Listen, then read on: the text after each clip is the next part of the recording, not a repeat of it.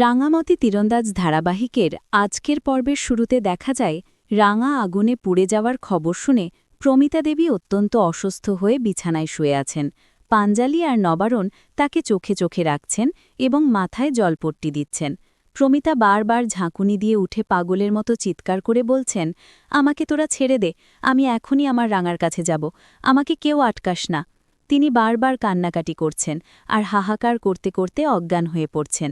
পাঞ্জালি খুব ভয়ে পেয়ে বলে, মায়ের শরীর কেন বরফের মতো ঠান্ডা হয়ে যাচ্ছে, বড়দা এখনও কেন আসছে না?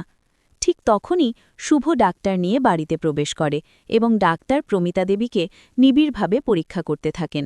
ওদিকে সার্থক আর ময়না ঘরে ঢুকে বলতে থাকে, একলব্য বাইরে পাগলের মতো আচরণ করছে, আমি সব জায়গায় খোঁজ নিয়ে দেখেছি। জঙ্গল যেভাবে দাউ দাউ করে পুড়েছে তাতে রাঙার বেঁচে থাকার আর কোনো আশা নেই। তোমাদের এটা মানতে কষ্ট হলেও এটাই নির্মম সত্যি। সার্থকের মুখে এমন কথা শুনে নবারুণ অত্যন্ত রেগে যান এবং বলেন, তোর মায়ের এই অবস্থা দেখেও তুই এসব কথা বলছিস, এখন অন্তত চুপ কর। সার্থক তবুও বলতে থাকে, মাকেও সত্যিটা মেনে নিতে হবে, কারণ পুরো জঙ্গল এখন ছাই হয়ে গেছে। পাঞ্জালি রেগে গিয়ে সার্থক আর ময়নাকে ঘর থেকে বেরিয়ে যেতে বলে এবং জানায় তাদের এই ঘরে আর কোনো প্রয়োজন নেই। ঘর থেকে বেরিয়ে একলব্য পাগলের মতো বড়দা ভাই বলে চিৎকার করতে থাকে এবং সার্থককে বলে, এখনই গাড়ি বের কর, আমি জঙ্গলে গিয়ে রামাকে খুঁজে বের করে আনব। সার্থক তাকে উপহাস করে বলে, তোদের সবার মাথা কি খারাপ হয়ে গেছে? দেখছিস তো জঙ্গলে কোনো কিছু চিহ্ন নেই, সেখানে তুই গিয়ে কি করবি? ময়না নির্লজ্জের মতো বলে, মেয়েটা মরে গিয়েও আমাদের শান্তি দিচ্ছে না। একলব্য ময়নার উপর গর্জে ওঠে এবং আজেবাজে কথা বলতে বারণ করে। শ্যাম তখন সন্দেহ প্রকাশ করে বলে, এই কাজ একা শ্যাম বা বৃন্দার মতো চুনোপুটির পক্ষে সম্ভব নয়, এর পেছনে নিশ্চয়ই কোনো বড় রাঘব বোয়ালের হাত আছে।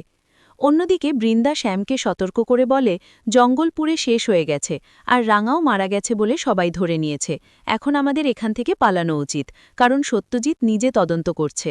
শ্যাম কিন্তু পালাতে রাজি হয় না, সে ক্রূর হাসি হেসে বলে যে তার ছেলেকে যারা জেলে পাঠিয়েছে তাদের সে শেষ করতে পেরেছে এবং এই আনন্দ করার সময় সে কোথাও যাবে না।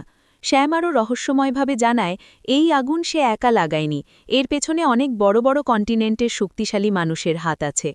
সত্যজিৎ আর সংগ্রাম সেন পুড়ে যাওয়া জঙ্গলের সামনে দাঁড়িয়ে তদন্ত করার সময় সংগ্রাম সেন আশা প্রকাশ করেন যে রাঙা অনেকবার মৃত্যুর মুখ থেকে ফিরে এসেছে, এবারও হয়তো ফিরে আসবে। কিন্তু সত্যজিৎ বাস্তব পরিস্থিতি বিচার করে বলেন যে 1%ও বাঁচার আশা নেই।